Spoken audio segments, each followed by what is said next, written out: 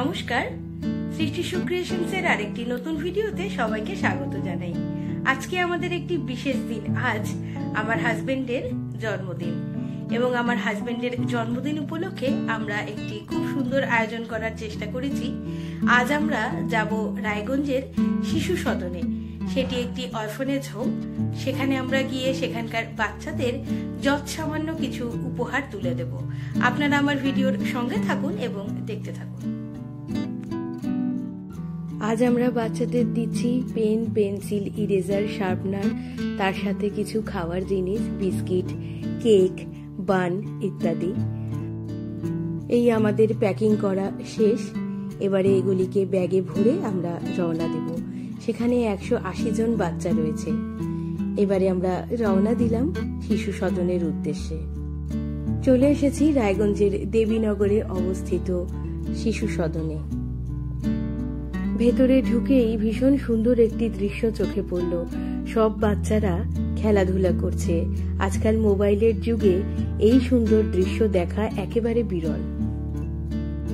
ভেতরে ঢুকেই আমরা সমস্ত খাবার দাবার জিনিসপত্রগুলোকে একটি টেবিলে সাজিয়ে নিচ্ছি, যাতে দিতে সুবিধে হয়। আর ইতিমধ্যেই ছোট ছোট কচিকাচাগুলো লাইন করে দাঁড়াতে শুরু করেছে। এই এক অদ্ভুত ভালো লাগা। এই ছোট বাচ্চাদের মুখে হাসি ফোটানোর মধ্যে যে আনন্দ, এই আনন্দ টাকা দিয়ে কিনতে পাওয়া যায় না।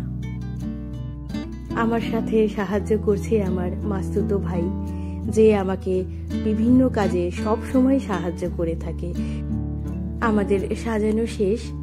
বাচ্চারা লাইন করে দাঁড়িয়ে পড়েছে। এবারে আমার হাজবেন্ড যাচ্ছে তাদের হাতে উপহার তুলে দিতে, কেননা জন্মদিনটি আজ তারই, তাই সেই আজ সবার হাতে উপহার তুলে দেবে। আমরা ইতিমধ্যে একটু ঘুরে দেখছিলাম পুরো জায়গাটা। বেশ বড় জায়গা নিয়ে এই শিশু সদন কিন্তু তৈরি হয়েছে। অনেকটা জায়গা রয়েছে এখানে বাচ্চাদের খেলাধুলা করার। এখানে 180 জন আবাসিক থাকে এবং আজকে 180 জন আবাসিকই উপস্থিত রয়েছে, যা আমাদের কাছে ভীষণ আনন্দের, কেননা প্রত্যেকটি বাচ্চার হাতেই আমরা আমাদের যৎসামান্য উপহার তুলে দিতে পারবো। ভীষণ সুন্দর ডিসিপ্লিন এখানকার। প্রত্যেকটি বাচ্চা একবারে সুন্দরভাবে লাইন করে দাঁড়িয়ে রয়েছে, আপনারা দেখতেই পাচ্ছেন। ছোট ছোট বাচ্চা, ফুলের মতো শিশু, তাদের মুখে হাসি ফোটাতেই আজ আমরা এখানে এসেছি। এই বাচ্চাগুলোর কারোর বাবা নেই, কারো মা নেই, কারোর বাবা মা কেউ নেই। ভাবলেই কত কষ্ট হয়, তাই না? তবে শিশু সদনে কিন্তু বাচ্চারা ভীষণ ভালোভাবে থাকে। এখানকার যিনি কর্ণধার রয়েছেন, তিনি কিন্তু বাচ্চাদের ভীষণ ভালোভাবে দেখভাল করেন। এই শিশু সদন স্থাপন করা হয় 1955 সালের 2রা অক্টোবর। তৎকালীন পশ্চিমবঙ্গ জেলার প্রখ্যাত আইনজীবী স্বর্গীয় শ্রী ক্ষিতীশচন্দ্র মিত্র তার নিজের উদ্যোগে রায়গঞ্জ শহরের দেবীনগরের নিজের অর্থে 8 বিঘা জমি ক্রয় করে এই অসহায় শিশুদের জন্য একটি নির্ভরযোগ্য প্রতিষ্ঠান শিশু সদনকে প্রতিষ্ঠা করেন।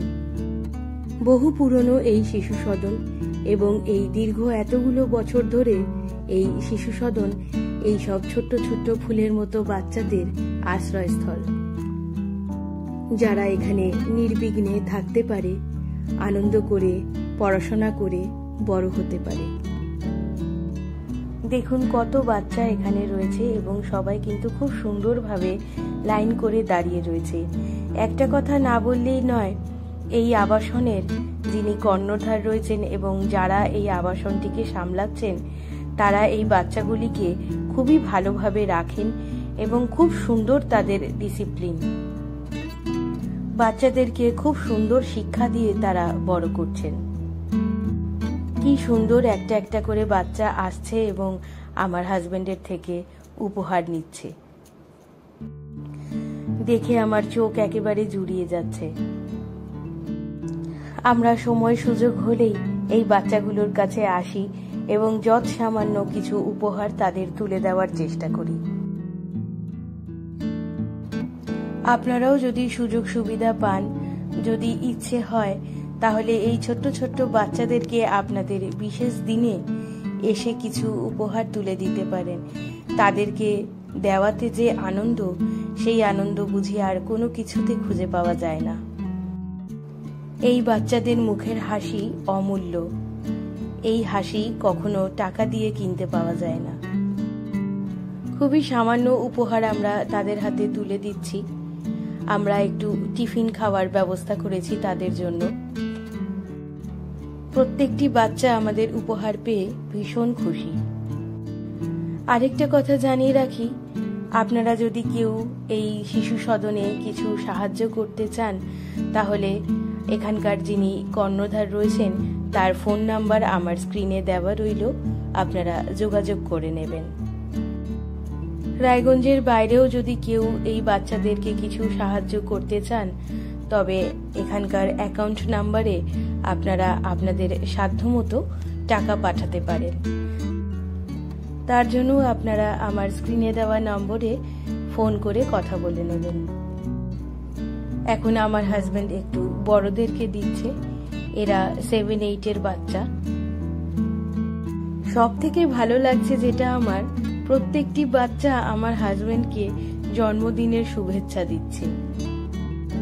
আমি আশা করব এই ছোট্ট ছোট্ট বাচ্চাগুলো যেন ভালোভাবে পড়াশোনা করে মানুষের মতো মানুষ হয়ে উঠতে পারে এবং নিজের পায়ে দাঁড়াতে পারে, যাতে তাদের কারোর উপর নির্ভরশীল হতে না হয়।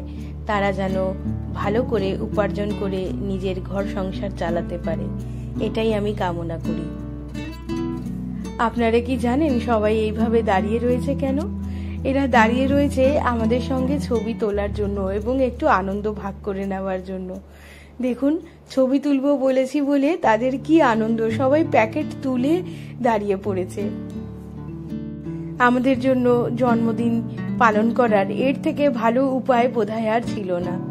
প্রত্যেকটি বাচ্চার মুখে হাসি, কি যে ভালো লাগছে এদের সঙ্গে সময় কাটাতে পেরে, তা আর বলে বোঝাতে পারবো না। প্রত্যেকের সাথে আমরা গল্প করেছি, কথা বলেছি।